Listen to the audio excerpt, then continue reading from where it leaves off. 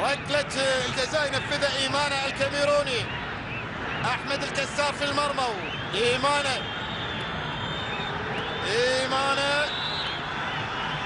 هو إيمانا كسار في الجول.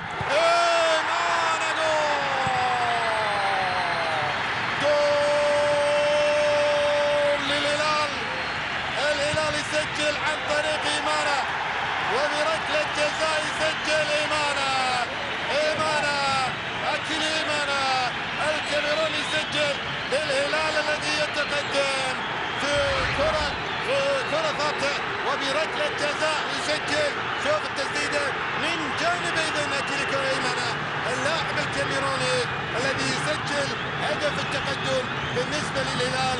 لكن الرائد كان رائدا في هذا اللقاء حتى الآن، وكان قد حد من خطورة فريق الهلال، لكن بالخبرة بالضغط المستمر لابد أن يأتي الخطأ، وأتى الخطأ والإعاقة ليوسف